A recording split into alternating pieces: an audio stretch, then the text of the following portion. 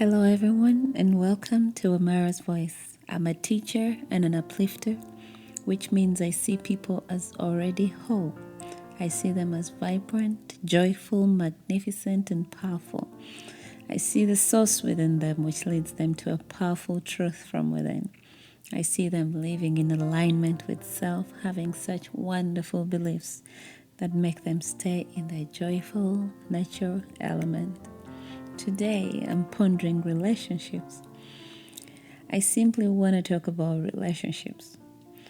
I don't want to say that the most important relationship is the relationship between you, the ego, and the bigger you, the self. This relationship will determine how all your other relationships will be. Paying constant attention to how this relationship is going will help you understand not just yourself, but everyone else. We've built so much momentum toward negative emotion, and so often we are not in alignment with who we truly are. But it's easy to be in alignment. When you feel good, you'll easily connect with that broader you. Your inner being loves you unconditionally. And that's who your inner being is. And so are you. Your unconditional love. And when you part from who you are, you feel negative emotion. Love can't be put in words. It's an experience. It's deeper than we can imagine or ever have imagined. We are not complete unless we are loving something or someone. So relationships are an important topic since it's through these relationships that our true nature is most tested.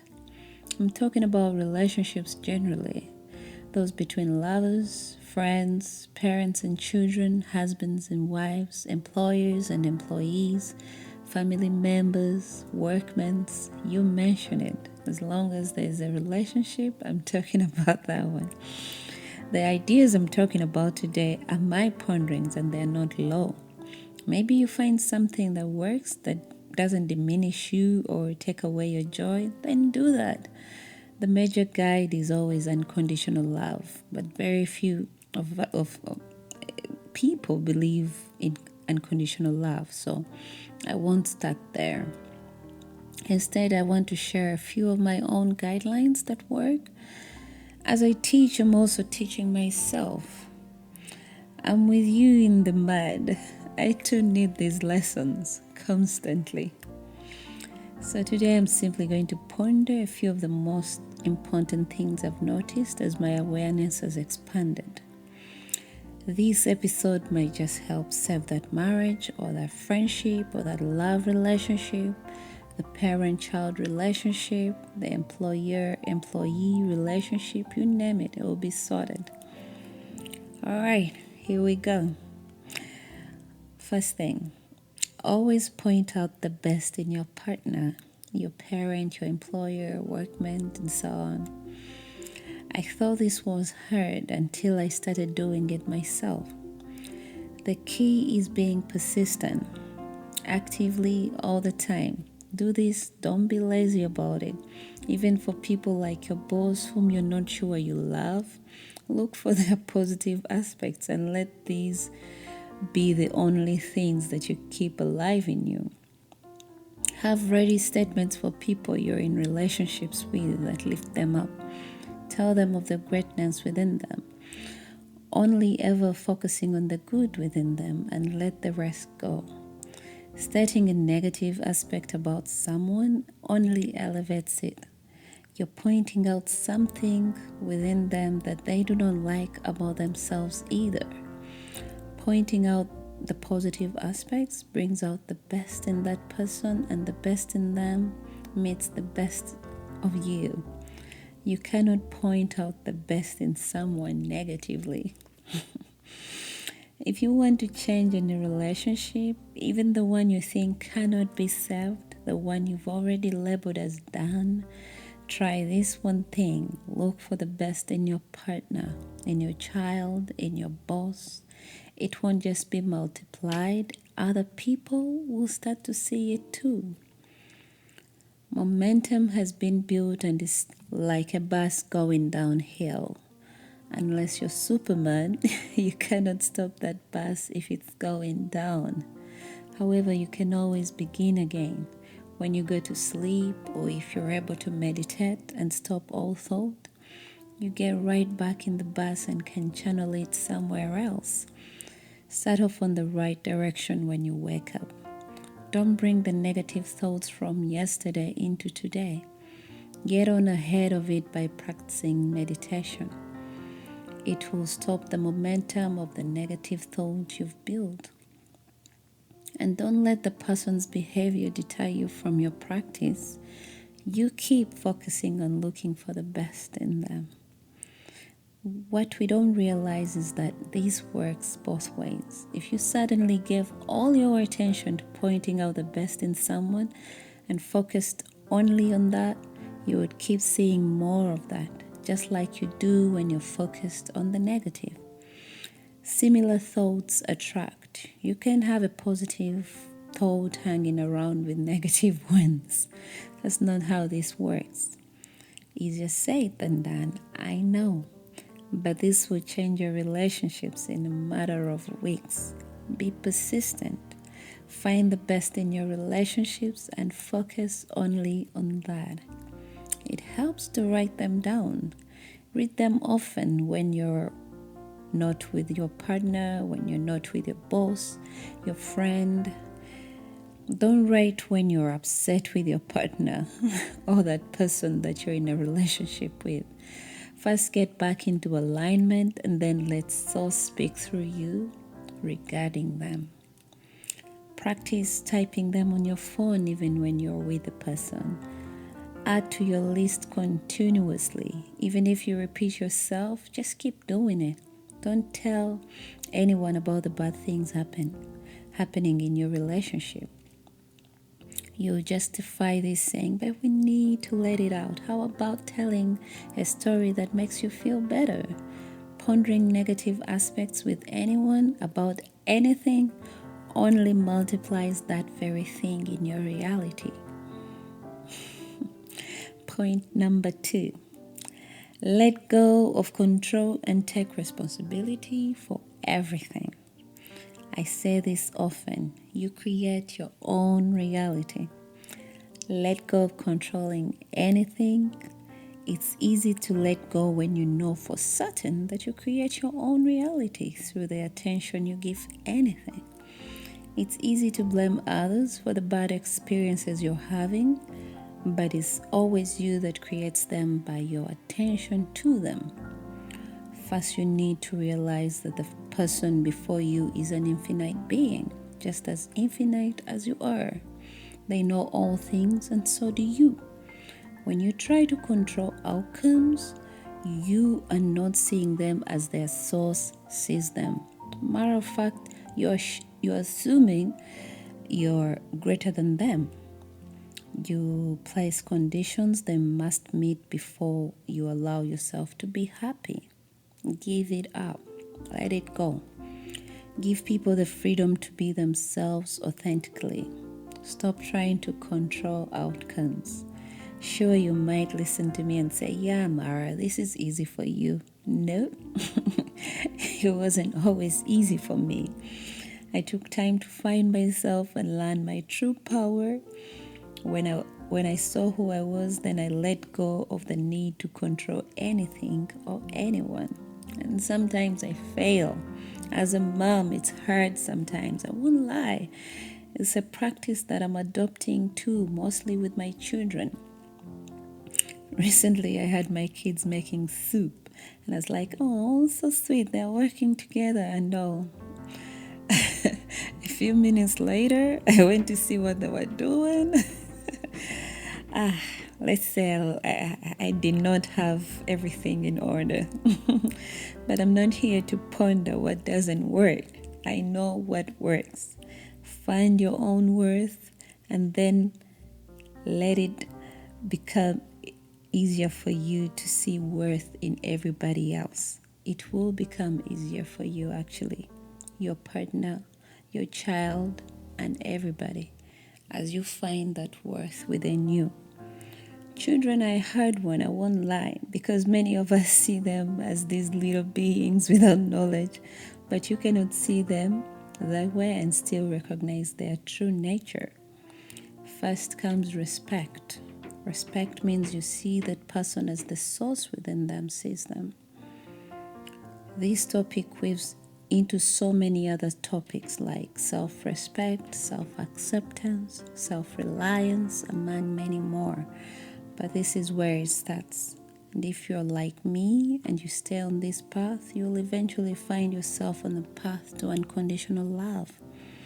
At that point, you no longer need anyone to be a certain way for you to feel good. You feel good because you're certain that good feelings always come from within you.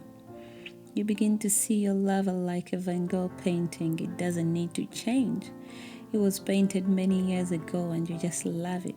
It's not performative. It's not trying to meet conditions. You love it simply because it exists.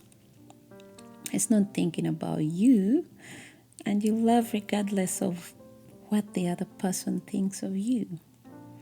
With enough momentum of good thoughts in this direction, you'll naturally have more of them. And even when you sleep, when you catch yourself demanding that someone do something for you so you can feel good, you remember the power is always in the letting go. Let them be who they want to be and love them anyway. If you need someone to be a certain way in order for you to feel loved, then you don't quite love them yet. Sometimes someone will say, "Don't do that, you're selfish," when you're so selfish, Amara. When what they're really saying is, stop satisfying your selfishness and satisfy mine. This kind of love keeps you trapped in a painful loop, and you'll never, ever be satisfied. Anything outside of self will never bring true satisfaction. Find your worth, accept your being, love yourself, and only then can you truly love your neighbor. Take responsibility for everything. Even when your boss is mean, ask yourself what you're thinking about them. Your child is yelling, being spoiled. Ask yourself again, what do I think about my child? Your husband, your wife, they don't listen, they're mean, you mention it. What are the thoughts you have about them?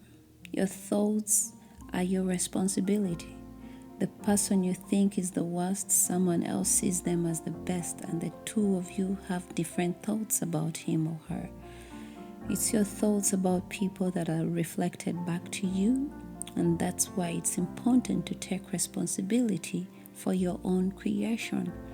You create the monster or the angel you get through your thoughts and focus. Learn to see people as their source sees them, and you'll only see more of that. The third point is make peace with where you are. When you do this, you naturally begin to appreciate people where they are, and life starts to feel a lot easier. Appreciation becomes easy. We start with you. Find peace within yourself. Maybe you notice a bad or negative thought. Don't beat yourself up over it. Let the thought pass through. Acknowledge it, yes. I had a negative thought, and then gently choose to think of something else, something that feels better. Listen to some music, watch a movie. Just stop the momentum. This is how you give yourself grace. The state of grace is a topic I'll ponder soon because it's such a beautiful lesson. I can't tell you how many people constantly beat themselves up for everything that happens in their lives. And with that mentality of constant self-criticism, guess who is ready to beat up on others as well? This concept of grace makes it easier to notice positive aspects in yourself and in others. Your inner being is always loving you, always encouraging you, always in your corner. So don't beat yourself up. Make peace with where you were. Say general statements to yourself that make you feel better. Maybe you throw a random tantrum. Be gentle about it and find a way to get back gently to a place that feels better. When you stop beating yourself up, certain negative habits naturally fall away. Complaining, manipulating, blaming, finger pointing, criticizing, overreacting. Making peace with where you are allows you to see things more clearly. You laugh more, you let people off the hook more. Your judgment improves.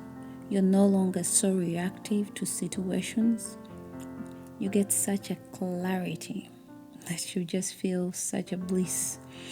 Yes, some people will still push your buttons, but this practice gives you the space to step back and see the experience for what it truly is. Number 4, drop all expectations and only have expectations of you. This point weaves easily into the previous one. So many of us walk around with endless expectations of people. People have to be a certain way for you to feel good. No one person is going to come along and do everything the way you want it to be done. If you expect me to make you feel good every time we talk, you're giving me creative power. I determine how you'll be or feel. You are the creator. Don't let other people affect your mood by giving your power away. Think back to the Van Gogh painting analogy I mentioned earlier. You don't have expectations of it. You don't expect it to turn around once in a while to make you feel better. No, you accept it and love it. Just as it is, no changes. This is love. Drop the expectations you have of people. Women, please stop expecting your men to compliment you. Stop expecting them to share their phone passwords with you or tell you everything that happened in their day. Men, stop expecting women to cook all of your meals and clean everything that you just leave around the house. Just love people for who they are. Be a self-reliant being first before you enter a relationship. If you're getting into a relationship so you can receive a certain treatment that you yourself cannot give yourself, you're not loving yourself yet. I know so many yourselves. Don't need people to be anything in order for you to feel loved. Stop expecting your man to call you every day or text you all the time. I know women, we do this looking for security, but you have to find security within yourself first. People love you more when you give them freedom to choose. Men want freedom, women want security. Don't expect it from other people though. Find it within yourself first and it will be reflected back to you. Some men say, this woman, she takes away my freedom. It's because you haven't found it in yourself either. Oh, she takes away my peace. Again, you haven't found the peace within you either. Nobody can take away your freedom or peace. You allow them to take it away. Everybody is always an indicator of the things going on within you. Your ego tells you to blame them, but it's always about you. You only feel insecure because you haven't found security within yourself. So you're looking for it outside of self, but everything is always inside. How about focusing on what you want and only aligning with that? But first we must remember, again, we create our own reality.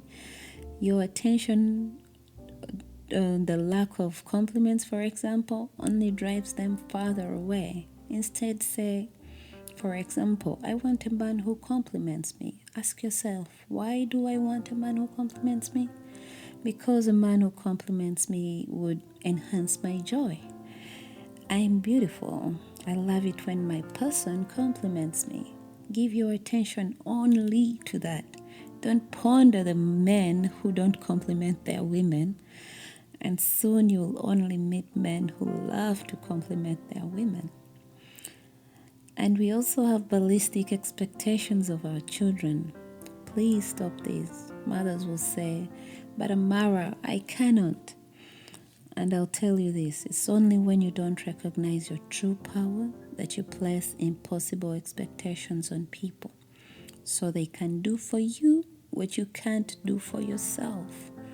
We are all built selfishly, so no one will put your feelings above their own. And even if they're able to do everything you ask of them, if they don't really want to do that which you're asking, eventually they will resent you.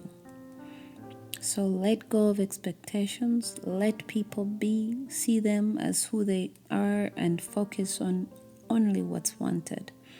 Free yourself and them by letting go of expectations. My final point is be authentic. This is the only real purpose you have on this earth, to be yourself and follow your passions. Authenticity includes assertiveness and passion. If it's not a hell yes, I say, don't do it. If your child asks you to take them to the trampoline park, but you truly need some sleep, say no. If you can't complete all the work assigned to you within a specific time frame, say so. And then do the work you can do to the best of your ability. Speak up for yourself. Don't please anyone. You don't help them or you.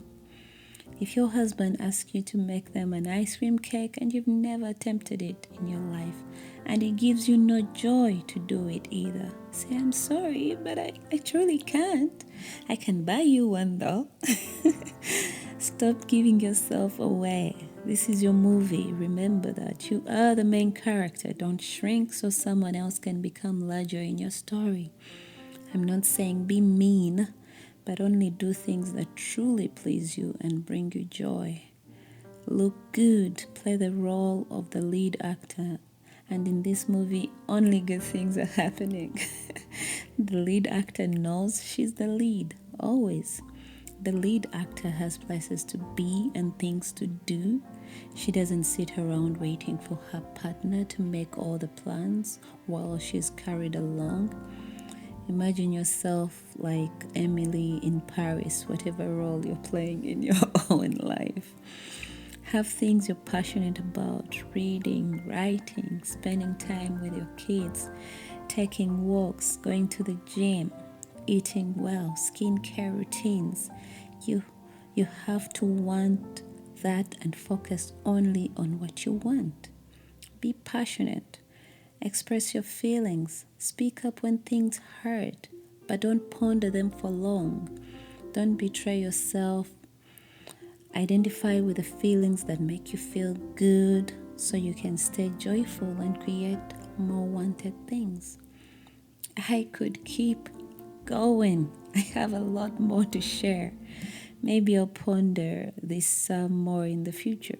Relationships are important. They aren't meant to be complicated. They're not meant to feel heavy, exhausting, or like work you have to constantly manage. They're meant to feel light, natural, and mutual, playful, and easy. And all this will be seen easily when it's vibrant within you first. Don't expect it from someone else. If someone makes you happy or unhappy, they have power over you. So when they stop making you happy, they take your joy away from you. That joy is always within you. Fall in love before you have a person to fall in love with. Our focus on what's wanted messes on what's unwanted messes up our relationships. You want your man to text you, focus on that and why you want that. You want your girl to give you peace, focus on the peace and only on that. Don't talk about the time she didn't and that other time she did that. It's always your own focus on something that's unwanted that brings more of it in your experience. When you let go of control, expectations, self-criticism, and the need to be anything other than yourself, relationships return to what they were always meant to be: connection, ease, and enjoyment. Be yourself, approve of yourself, let people be, and keep looking for the best in them. Nothing here is hard, it's only unfamiliar. So be gentle with yourself, be curious, play with it. Notice how things shift when you choose ease instead of effort. You're not here to fix anyone, you're here to enjoy your experience. Those who are dating or married, take it lightly, 1 week at a time. If this week goes well, yay! Let's celebrate it. Don't put pressure by looking so far ahead in the future. Take it on a week by week basis. Imagine it like a small vacation with your partner, and you're really looking forward to all the fun activities that you're going to do this week. Celebrate the great weeks. Don't ponder the week things went really bad. Relationships are meant to be fun, they're meant to be equal. Yes, even those with your children. Emotions will be strong as you start these practices, but you can do it. I believe in you.